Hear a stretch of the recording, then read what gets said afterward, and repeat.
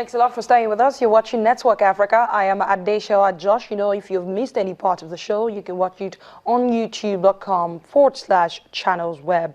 Also, for our viewers outside of West Africa, please log on to m.channelstv.com to view us live from wherever you are around the world. You can also download the Channels TV app for Android, iOS, and Windows phones from their respective stores.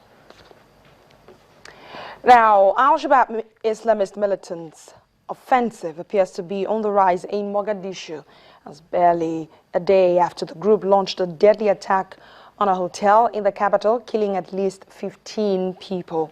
The group claims they have ambushed a group of military trainees southwest of the capital, Mogadishu, and have killed 30 of them. As we speak, the Somali military has not officially responded to these claims, but a Somali military officer has confirmed the ambush, said fighting was still ongoing, and that no death toll is immediately available. For more on this developing story, Faisal Omar, a Reuters photojournalist who was also injured in the Mogadishu hotel attack, joins me now from Mogadishu with the latest. Thank you so much for making our time to speak to us on Network Africa. First, let me ask you, how are you feeling? Look at that wound on your head.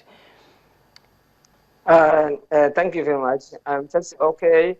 Really, yesterday I went for seriously, but now I'm okay. Thanks.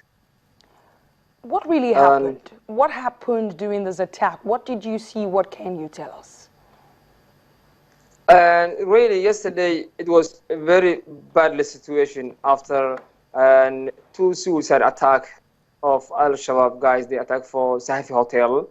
And in the morning, 5:40 a.m., a huge blast shook hotel, which is not so far from my office in Mogadishu.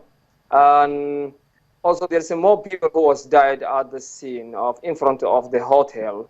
Unfortunately, there was my friend who was a photographer, Shabelle Radio, and also Al Jazeera English network photographer, who was died in front of the hotel after the second blast exploded in front of the hotel. Also, I wounded for that.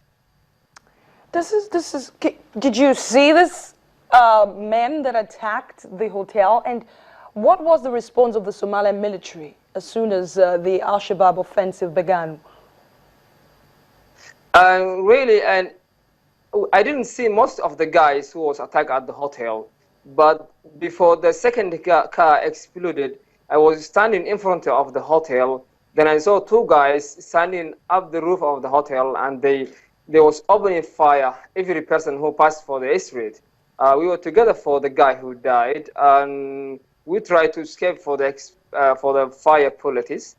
But unfortunately, there was a car which they put for the parking, and they used for remote control to make for explosion for me and my friend and several people. But Somali military, I think Somali government say it is determined to fight and eliminate Al-Shabaab. However, President believes it is not easy to eliminate Al-Shabaab. Why do you say that? Why do you think it is not easy to eliminate Al-Shabaab militants? AMISOM is in Somalia to support the Somalia military to subdue Al-Shabaab's offensive. Why do you think it is not easy, or are you saying it is impossible? I think it's not easy because Al-Shabaab, they control more positions north of Somalia. For example, if you look for the street between Barawe and Marka is a part of lower Shabelle, Somalia. Every street, there's Al-Shabaab forces who stay. I don't think Somali government, they have no ability that they can solve it with this problem. Even AMISOM, they can't, because AMISOM, they stay in this country, and also they are sometimes attacking for Al-Shabaab bases, but they can't eliminate, because if Somalia didn't get for big military ability, I think they can't do for that. Let me ask you about the latest development. Al-Shabaab is claiming the death that it has killed 30 Somali militant trainees. What more do we know about this developing story? Pardon, please, that question? The question is, there is a developing story in Somalia, Mogadishu as a matter of fact. Al-Shabaab claims that it has ambushed 30 military trainees. It did that overnight on Monday. What can you tell us? What have you been hearing? For that ambush, I didn't get more details, but I contacted for some of the people who stay in that area, but they told me they hit for fighting and politics, but they can't.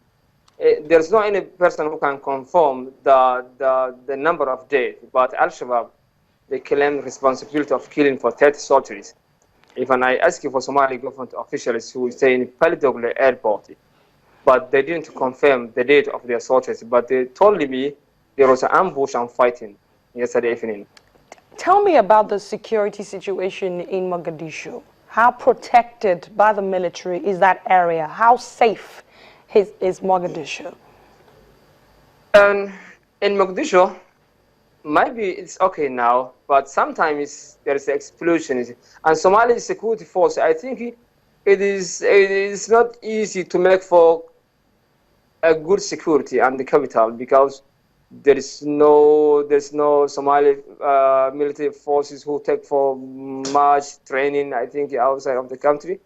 And sometimes you can see suicide car, or they are making for attacks. I think it's not easy, this issue in Somalia. Right. Faisal Omar, please get well soon. Thank you so much for speaking to us from Mogadishu. You're welcome. What a tragic incident there. Well, let's move on other stories on our bulletin. President Pierre Nkurunziza has set a November the 7th deadline for Burundians to hand over illegal firearms or risk being dealt with as enemies of the nation. There have been months of protest over his re-election in July and a failed coup. In Monday's address to the nation, Nkurunziza said people had 5 days to voluntarily give up their guns, adding that those who will not do so will be taken as criminals and be prosecuted according to the anti-terrorism law. He then promised individuals who wish to comply that they will be trained on patriotic education and returned to their families.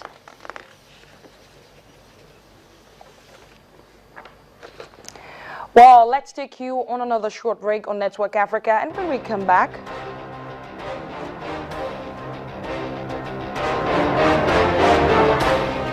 well, Egyptian President Abdel Fattah al-Sisi allays fears of tourists, says it. Welcome back to Network Africa. Egyptian President Abdel Fattah al-Sisi has described claims that militants linked to Islamist State, IS, brought down the Russian airliner that crashed in the Sinai Peninsula on Saturday as a propaganda.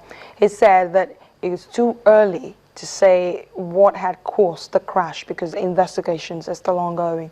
The Airbus 321 is thought to have broken up in mid-air over the Sinai Peninsula on Saturday, killing all 224 people on board. The airliner, Koga Mavia, blamed external influence for the crash, but the head of Russia's Federal Aviation Agency, Alexander Neradko, told Russian TV that such talks was premature and not based on any fact. Well, the Egyptian Ministry of Tourism has launched a campaign to promote tourism at home. Well, this comes as the government tried to allay the fears of tourists over any kind of imminent danger. At the World Travel Market in London, Egypt's ambassador to the UK, Nasser Kamel, reassured those in the industry that Egypt is safe.